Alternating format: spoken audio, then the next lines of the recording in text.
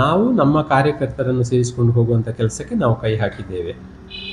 ಮತ್ತು ಅಶೋಕ್ ರೈ ಅವರು ಸೇರುವಂಥದ್ದು ಅದು ಯಾರು ಕೂಡ ಪಕ್ಷಕ್ಕೆ ಬರುವಂಥದ್ದನ್ನು ನಾವು ಸ್ವಾಗತ ಮಾಡ್ತೇವೆ. ಅದರಲ್ಲಿ ನಾವು ಏನಿಲ್ಲ, ಹೈಕಮಾಂಡ್ ಹೇಳಿದಾಗೆ ಅದರಾಗೆ ಏನು ತೀರ್ಮಾನ ಇದೆ ಅದಕ್ಕೆ ನಾವು ಆ ತೀರ್ಮಾನಕ್ಕೆ ನಾವು ಬದ್ಧರಾಗಿದ್ದೇವೆ.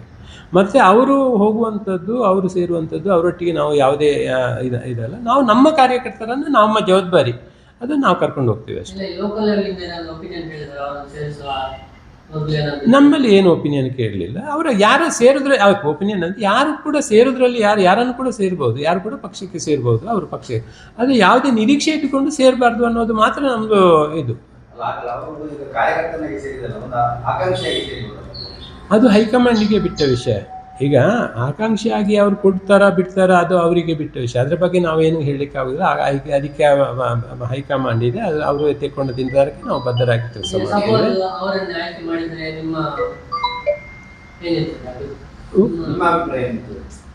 ನಾನು ಈಗಾಗಲೇ ಹೇಳಿದಲ್ಲ, ಹೈಕಮಾಂಡ್ ತೀರ್ಮಾನಕ್ಕೆ ನಾವು ಬದ್ಧರು. ಆಮೇಲೆ ನಮ್ಮ ಪಕ್ಷದ ಅಭ್ಯರ್ಥಿ ಅಂತ ಹೇಳಾದ್ಮೇಲೆ ಅದು ಕಾಂಗ್ರೆಸ್ ಚಿಹ್ನೆ. ನಮಗೆ ಅಶೋಕ್ ಯಾರ ಹೆಸರು ಕೂಡ ಅಲ್ಲಿ ಮುಖ್ಯ ಅಲ್ಲ, ನಮಗೆ ಪಕ್ಷದ ಚಿಹ್ನೆ ಅಡಿಯಲ್ಲಿ ನಾವು ಕೆಲಸ ಮಾಡೋದು. ಅದು ನಮ್ಮ ಗುರಿ ಕೂಡ, ನಮ್ಮ ಧ್ಯೇಯ ಕೂಡ ಇದೆ. ಅದರಲ್ಲಿ ನಾವು ಎರಡು ಮಾತಾಡಲಿಕ್ಕಿಲ್ಲ. ಅದು ಪಕ್ಷದ ಚಿಹ್ನೆ ಅಡಿಯಲ್ಲಿ ಕೆಲಸ ಮಾಡ್ತೀವಿ ನಾವು.